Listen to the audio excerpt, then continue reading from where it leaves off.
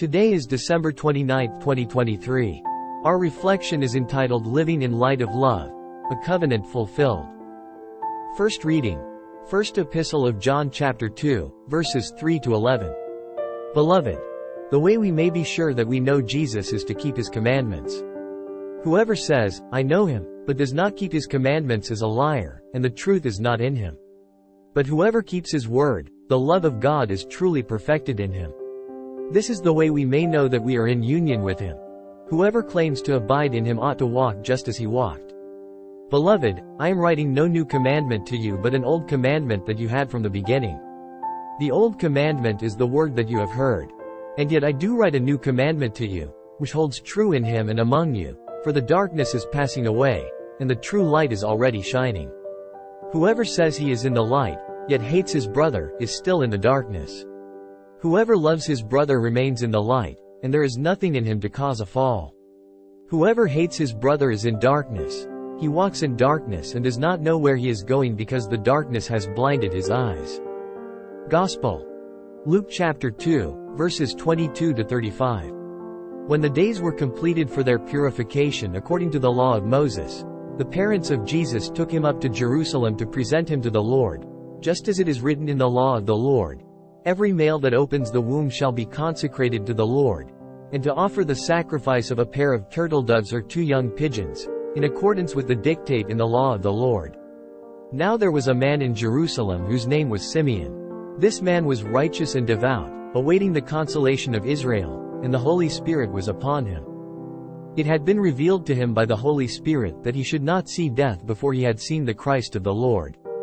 He came in the Spirit into the temple. And when the parents brought in the child Jesus to perform the custom of the law in regard to him, he took him into his arms and blessed God, saying, Lord, now let your servant go in peace. Your word has been fulfilled. My own eyes have seen the salvation which you prepared in the sight of every people, a light to reveal you to the nations and the glory of your people Israel. The child's father and mother were amazed at what was said about him. And Simeon blessed them and said to Mary his mother, Behold, this child is destined for the fall and rise of many in Israel, and to be a sign that will be contradicted so that the thoughts of many hearts may be revealed.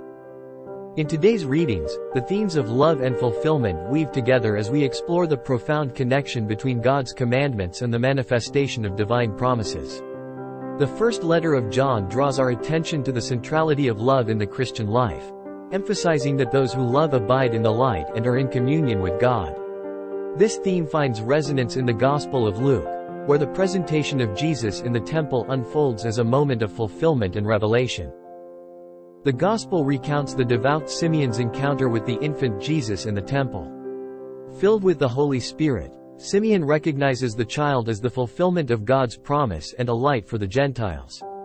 His canticle, known as the Nunc Dimittis, expresses the profound joy of witnessing the salvation prepared in the presence of all peoples. Simeon's response exemplifies a life lived in anticipation of God's promises and the transformative power of encountering Christ. As we reflect on these passages, we are invited to consider the connection between love, obedience to God's commandments, and the fulfillment of divine promises. Simeon's recognition of Jesus as the light for all peoples challenges us to embrace Christ's love and to be bearers of that love to others, fulfilling the covenant established by God. Today, I will strive to live out the commandments of love by extending kindness and compassion to those around me. I will intentionally seek opportunities to be a source of light and joy in the lives of others, reflecting the love that Christ has bestowed upon me. Additionally, I will engage in prayer, asking for the grace to recognize moments of fulfillment in my own life and to respond with gratitude, echoing the spirit of Simeon as I await the unfolding of God's promises. If you found this video meaningful, I invite you to show your support by hitting the like, subscribe and share button as this will help us reach more people with these reflections. Together, we can create a community that seeks wisdom and spiritual growth.